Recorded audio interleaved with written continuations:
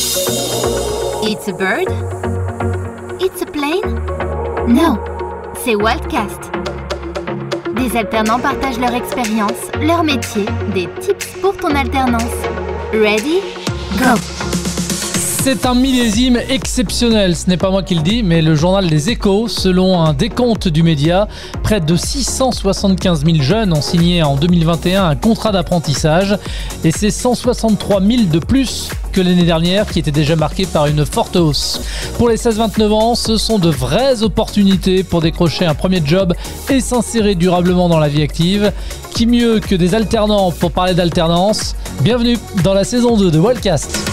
Dans ce 6e épisode, on va s'intéresser à l'alternance dans les métiers de l'animation avec deux domaines opposés, vous allez le voir. Deux alternants, deux nouveaux témoins dans ce nouvel épisode à distance. Bérangère à Angers, bonjour. Bonjour. Et puis bonjour à Clément également. Tu es où toi Clément?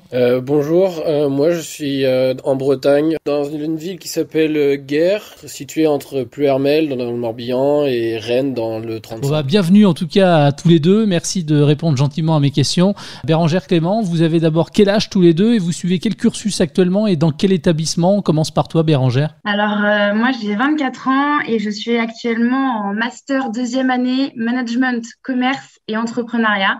Et je suis donc animatrice réseau chez WeFit.club, les clubs de fitness. Et toi Clément, donc tu as quel âge et tu suis quel cursus actuellement et dans quel établissement? J'ai 25 ans, je travaille dans une association, dans un centre de loisirs. Et j'ai passé un contrat d'apprentissage avec le campus sport de Dinard pour de l'animation professionnelle. Vous avez fait quoi tous les deux auparavant? C'est quoi votre parcours scolaire un petit peu à tous les deux? Clément, tu avais la parole, alors vas-y, continue. Du coup, moi j'ai passé mon bac en 2015, je suis passé par une licence STAPS pendant 4 ans. J'ai pas réussi à obtenir parce que c'était pas ce qui me convenait finalement.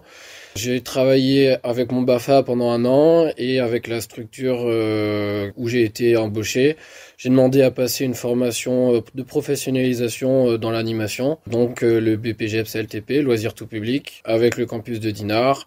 Test de sélection en septembre 2020 et fin de formation en décembre 2021. Bérangère, c'est quoi toi ton parcours scolaire avant que tu ne te lances dans l'alternance? Moi je me suis toujours lancée dans l'alternance puisque j'ai commencé l'alternance, j'avais 14 ans. Donc en fait je suis dans ma 10e année d'alternance. Ah oui, t'es une convaincue toi. Je suis une grande convaincue de cette solution. J'ai un parcours très très atypique puisque j'ai commencé avec un CAP soigneur équidé, donc dans les chevaux. Et puis j'ai fait un bac service à la personne et au territoire. Donc rien à voir. Ça a été mon premier contact, on va dire, clientèle. Et puis finalement, ça m'a beaucoup plu.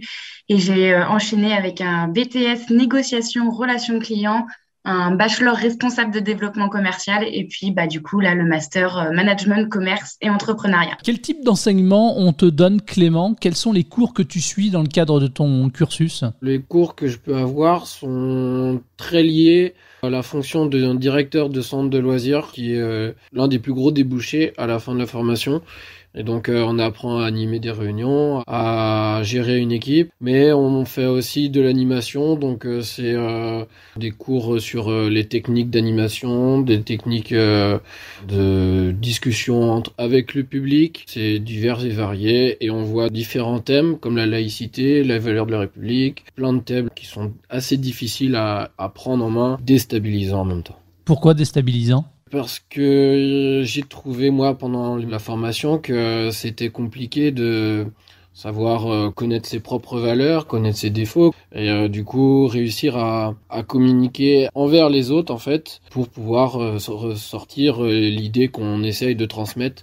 Et ça a été assez difficile pour moi. D'accord, en même temps, tu es dans l'animation, donc ça semble logique. Oui, mais j'ai beaucoup travaillé avec les enfants, du coup, la communication avec les enfants et les adultes, c'est complètement différent, et c'était en ça que c'était très déstabilisant pour moi.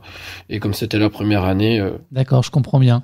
On enchaîne donc avec Bérangère. Donc toi, tu suis tes cours à l'ESPL, donc l'École supérieure des Pays de la Loire à Angers. Quel type de cours, quel enseignement on te donne là-bas sur place? Alors, c'est de l'enseignement très professionnel. Pareil, les matières, on va dire générales, je n'en ai plus, mis à part l'anglais, puisque ça peut être une matière plutôt importante si on souhaite faire du commerce international. Et ce qu'on nous enseigne le plus, ça va être ce qui est le management, comprendre ses équipes, monter une entreprise. C'est toutes ces choses-là, en fait, qu'on nous propose. Tu effectues, Bérangère, tu nous rappelles ton alternance dans quelle entreprise du coup ? Chez wefit.club. D'accord. Et comment est-ce que tu as réussi à trouver cette entreprise pour effectuer ton alternance ? Par LinkedIn, j'ai tout simplement vu un post du développeur de réseau et j'ai sauté sur l'occasion. Et puis, bien entendu, j'ai préparé mon entretien avec beaucoup de conviction parce que j'avais une très grande volonté d'intégrer cette entreprise et puis avec beaucoup de volonté et j'ai réussi. Alors de la volonté, de la conviction, et tu as raison, et tu as le sourire, mais c'est important. Mais justement, comment est-ce que tu as réussi, toi, à les convaincre, d'après toi ? Qu'est-ce qui a fait mouche, entre guillemets ? J'aimerais dire ma spontanéité et ma personne, et je pense que oui, puisque je suis restée vraiment moi-même lors de cet entretien. Mais j'ai su montrer mon côté professionnel en montrant que j'avais préparé cet entretien, que je connaissais l'entreprise pour laquelle je postulais et que je savais de quoi je parlais. Tu nous rappelles, Clément, dans quelle entreprise tu effectues donc ton alternance ? Mon entreprise, c'est du coup le centre social de Guer. Et comment est-ce que tu as réussi à trouver cette entreprise pour t'accueillir, enfin ce centre social ? J'ai cherché des annonces dans l'animation et ils cherchaient des animateurs à former ou non avec le BAFA ou pas du tout, dans le but soit de former au BAFA ou de payer une formation sur ce qu'on voulait être pour plus tard, pour en gros un accompagnement vers une orientation professionnelle. Et moi, j'ai été recruté via la mission locale. Ouais. Et toi aussi, d'après toi, comment est-ce que tu as réussi à les convaincre de t'accueillir ? Du coup, j'avais déjà travaillé en tant qu'animateur saisonnier pendant 8 ans avec le BAFA. Et ils avaient besoin d'un animateur diplômé, donc c'était à demander. Après, ils sont en capacité de former, mais c'était l'avantage sur mon expérience professionnelle que j'avais déjà avant, qu'ils ont fait le choix de me prendre. Comment est organisé finalement ton planning entre les cours à l'école, entre guillemets, d'un côté, et l'alternance de l'autre ? C'est quoi le rythme ? Donc avec l'organisme de formation, ils ont un rythme de 3 jours en structure et 2 jours à l'école. Donc soit sur Dinard ou soit à Rennes, parce qu'ils sont en partenariat avec les CMEA de Rennes aussi.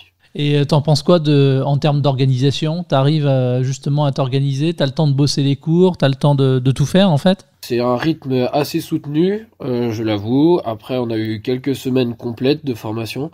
Le rythme, pour moi, il est adapté dans le sens où il y a plein de choses à voir et du coup, on a besoin de questionner assez régulièrement nos formateurs. Après, il y a eu plus de difficultés dans le sens où, avec l'association, on avait du mal à communiquer parce que quand eux, ils étaient au travail, moi, j'étais en formation et je loupais certaines informations. Du coup, on a dû mettre en place, quand ils faisaient des réunions, ils faisaient des comptes rendus et on fonctionnait beaucoup par mail, du coup, à la fin, sur les jours où je n'étais pas présent en structure. Toi, de ton côté, Bérangère aussi, au niveau du rythme, du coup, entre les cours à l'école et puis ta présence chez WeFit, c'est quoi le rythme ? Alors, je suis généralement en cours le mercredi, jeudi, vendredi, une semaine sur 2. Il m'arrive d'avoir des semaines complètes de formation, mais c'est pas ce qu'il y a de plus récurrent. Parce que finalement, quand on arrive au master et notamment sur des postes un petit peu comme les nôtres, notre école a pour volonté de ne pas nous demander d'être trop en formation, puisqu'on grimpe en responsabilité, donc on a besoin d'une présence renforcée sur l'entreprise. Qu'est-ce que toi tu penses de cette organisation, de ce rythme ? Est-ce que tu arrives à t'y faire ? Tu arrives aussi à bosser les cours, à réviser ? Alors, après 10 années d'alternance, oui. T'es devenu une Même pro ? si ça n'a pas toujours été facile. Comme pour Clément, finalement, ce qui a été le plus compliqué, c'est d'avoir toutes les informations qui pouvaient passer lorsque nous, on était en cours. Là, c'est pareil, il faut qu'on arrive à trouver des solutions, qu'on puisse trouver comment faire pour qu'aucune information ne m'échappe. Dans le cadre de ton alternance, donc dans le réseau WeFit, quelles fonctions tu occupes, toi, concrètement ? Quelles sont tes missions au quotidien ? Alors, au quotidien, je suis un petit peu le maillon entre les franchisés et la tête de franchise. Je suis donc là pour accompagner les franchisés quand ils ouvrent leur club sur la gestion de celui-ci, savoir si tout est OK de leur côté au niveau des chartes graphiques, au niveau des employés, au niveau des salles de sport, s'ils ont des questions. Je suis un peu leur porte d'entrée finalement pour avoir accès à toutes les réponses. Et ça va, ça se passe bien? Oui, alors moi je suis très contente d'être là où je suis. Bon, parmi les missions, les différentes missions qui sont les tiennes, est-ce qu'il y en a quelques-unes quand même que tu préfères par rapport à d'autres? Les missions que je préfère, oui, c'est, je pense, quand je suis en contact direct avec les franchisés. C'est vraiment le cœur de mon métier, c'est ce que j'apprécie le plus. Et toi donc Clément, dans ton centre social finalement, quelles sont tes missions au quotidien? Donc moi je suis animateur périscolaire, donc c'est en charge des animations le matin et le soir quand les enfants reviennent de l'école. Animateur extrascolaire, donc c'est pendant les mercredis et les vacances. Du coup, c'est assurer les animations, mais avec le cursus de formation que j'ai suivi, c'est aussi former les stagiaires BAFA et gérer l'équipe quand je suis en direction du centre de loisirs. Donc en fait, tu gères tout le monde quelque part, parce que tu gères et les gamins d'un côté, et tu gères aussi finalement les stagiaires au BAFA.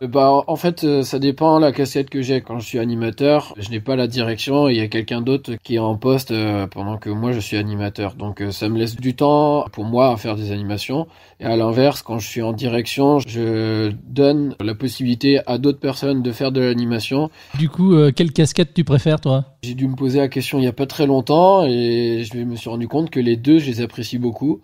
L'animation, c'est le contact des enfants, de faire des activités, de transmettre des choses, mais ça ressemble beaucoup avec les adultes aussi. Parce que les fonctions dans la direction de formation de stagiaires BAFA, par exemple, j'ai beaucoup apprécié de gérer l'équipe, de mettre en place des projets. J'ai beaucoup apprécié ces aspects-là de la direction et de l'animation. C'est quoi l'animation au top en ce moment pour les gamins? Qu'est-ce que tu aimes faire le plus avec eux ou qu'est-ce qu'ils aiment le plus faire avec toi? Donc au centre social de guerre, pendant 4 mois, j'ai fait une activité atelier bois où les enfants fabriquaient des jeux pour eux-mêmes en bois en fait, ils utilisaient les outils et du coup j'ai passé mes certifications sur cette activité-là. Après ils adorent faire du sport et des activités de bricolage aussi, mais moi c'était mon côté de l'animation. Tu nous le disais tout à l'heure rapidement Bérangère, que tu avais un long parcours dans l'alternance, parce que depuis l'âge de 14 ans. Qu'est-ce qui t'a donné toi l'envie de suivre la formation que tu suis actuellement en alternance, mais de manière générale l'alternance? L'envie, ça a été surtout que l'école, la théorie pure et dure, c'était pas fait pour moi. Je me retrouvais pas là-dedans et au final, on m'a parlé à l'époque de l'apprentissage. Ça a été très dur quand j'avais 14 ans de partir en apprentissage parce que on entendait beaucoup dire que l'apprentissage c'était fait pour, je vais pas dire les imbéciles, mais presque. Il y avait une très mauvaise image, ouais. Exactement. Donc moi j'ai vécu au tout début de mon apprentissage ce genre de réflexion. Et aujourd'hui, je suis vraiment très, très fière finalement d'être en apprentissage parce que je pense avoir gagné en compétences beaucoup plus que si j'avais été en simple théorie. Entre les cours et puis bosser en entreprise, qu'est-ce que tu préfères du coup? Bosser en entreprise, ça n'a pas changé. Tiens donc. Ça n'a pas changé. Bon, et toi Clément, j'imagine c'est pareil, ce que tu préfères c'est être sur le terrain? Oui, complètement. C'est quelque chose de beaucoup plus différent. On est au contact du public et c'est super gratifiant en fait, plutôt que de voir de la théorie. C'est ce qui t'a motivé aussi à suivre la voie du coup de l'apprentissage? En fait, je connaissais pas beaucoup l'apprentissage et je l'ai découvert quand moi j'étais en licence TAPS. On m'avait parlé de passer par la validation d'acquis d'expérience, mais sauf que pour avoir accès à ça, il faut de l'expérience. Du coup, je me suis dit tiens, il faut que je me lance. Et finalement, je me suis dit allez, une dernière année à l'école et finalement l'apprentissage, je regrette de pas l'avoir fait plus tôt, je pense. Justement, si tu avais quelqu'un en face de toi là et qui te posait la question, quels sont pour toi les avantages de l'alternance? Tu répondrais quoi toi? Pour moi, l'alternance, le gros point positif, c'est qu'en fait, si on est en cours et qu'on a vu quelque chose, on peut directement le mettre en application et le tester par nous-mêmes. Après, on a un suivi derrière. Du coup, on sait très bien que si on se teste, on va pas se lancer non plus dans quelque chose qui est irréalisable. Et donc, on cherche à tâtons, on avance petit à petit. Et en plus, on a des personnes autour de nous, à la fois en formation et en structure, qui sont là pour nous aider, et ça c'est vraiment l'idéal et vraiment génial. Qu'est-ce que tu pourrais ajouter, toi, Bérangère? Quels sont pour toi les avantages à faire de l'alternance? Pour moi, mon plus gros avantage, c'est de pouvoir gagner en compétences et d'être payé pour. Parce que je touche un salaire en tant qu'apprenti. Et finalement, ça permet de rentrer aussi dans une vie beaucoup plus active et de se sentir aussi, d'avoir un peu de reconnaissance du travail qu'on peut faire. Clément, toi aussi, tu touches une rémunération. Est-ce que tu dirais, comme Bérangère, que finalement, ça te permet d'être plus autonome? Oui, complètement. Après, j'ai la chance d'être suivi par ma famille, mais ouais, complètement. Je gagne ma vie et du coup, je peux vivre seul à côté. Je ne suis plus chez mes parents. C'est un net avantage complètement. Est-ce que tous les deux, vous pourriez rester dans votre entreprise, dans votre structure qui vous accueille actuellement en alternance à l'issue de votre formation? Oui, si je peux, je ne sais pas encore, ceux qui me donneront leur réponse, si je veux, bien sûr. Pour moi, j'ai eu un rendez-vous du coup cette semaine et du coup je signe un CDD de 8 mois avec possibilité d'avoir un CDI au bout de ces 8 mois ou avant si tout se passe bien et que je ne cherche pas à aller dans une autre structure. Après, je sais que c'est pas toujours évident de se projeter plusieurs années plus loin, mais admettons que toutes les portes vous sont grandes ouvertes. Ce serait quoi pour vous le job idéal, Bérangère? Pour moi, le job idéal, c'est avant tout le job où je peux m'exprimer et m'épanouir. Mais celui dont je rêve depuis toujours, c'est de pouvoir monter mon entreprise et de réussir à vivre de ça. Une entreprise dans quel domaine? Alors, j'ai pas encore de domaine particulier, mais pourquoi pas dans le monde de la moto, puisque je suis détentrice du permis moto. Très bien. Et toi, Clément, le job idéal, ce serait quoi? Moi, le job idéal, ce serait d'être animateur et avoir des missions de direction en même temps. Et c'est ce qu'on m'a proposé pour la suite. Du coup, je suis très content de ce que j'ai pour l'instant. Quel conseil, tuyau, tu pourrais donner comme ça à un futur alternant pour réussir dans cette voie-là? Quelles sont finalement, d'après toi, les qualités requises pour réussir son alternance? Pour moi, c'est d'être à l'écoute, d'être curieux, d'apprendre, de toujours aller chercher, de toujours demander. Pour moi, il n'y a aucune question bête. Quand je ne comprends pas, quand je ne connais pas, je vais demander à une tierce personne. Moi, c'est ce que j'ai fait et c'est ce que je pense qui m'a permis de réussir. Bérangère, tu veux compléter? Je suis totalement d'accord avec ce que dit Clément. Il n'y a aucune question bête. Il faut avoir confiance un minimum en soi et se dire qu'on est capable. Il ne faut pas avoir peur de parler quand ça ne va pas ou de partir quand ça ne va pas. Comment réussir son entretien avec l'entreprise dans laquelle on postule pour décrocher son alternance? On sait que c'est pas forcément ce qu'il y a de plus simple. Le préparer son entretien, étudier sur l'entreprise en amont, savoir ce qu'il propose, savoir de quoi il parle. Il faut s'habituer à enlever plutôt les tics de langage. Et puis, il faut rester soi-même. Clément, tu veux ajouter quelque chose? Non, moi j'étais beaucoup en accord avec ce qu'a pu dire Bérangère et j'ai beaucoup cherché à rester moi-même sur toute la période, tout en essayant de chercher à m'améliorer sur les défauts qu'on a pu me dire. Est-ce que tu dirais que l'alternance finalement t'a permis de grandir quelque part? De grandir et de me connaître, c'est ce que je retiens beaucoup de la formation. D'accord. Tu te connais mieux toi aussi, Bérangère, depuis le temps que tu fais de l'alternance? Tu te connais par cœur maintenant? Par cœur, je sais pas si je peux me permettre de dire ça, mais oui, je pense que je me connais mieux et je me connais surtout différemment. Bon, qu'est-ce que je peux vous souhaiter à tous les deux? Le meilleur. Tout pareil. Merci à tous les deux. Merci. Merci à vous. Non, attends Clément, il faut dire merci à toi. Hein. C'est bon, on est potes maintenant. On a parlé ensemble pendant une demi-heure. Merci à toi. Voilà. C'était Waltcast, le podcast de Walt sur l'alternance. À la recherche d'une orientation, une formation, un job en alternance? Rendez-vous sur walt.community.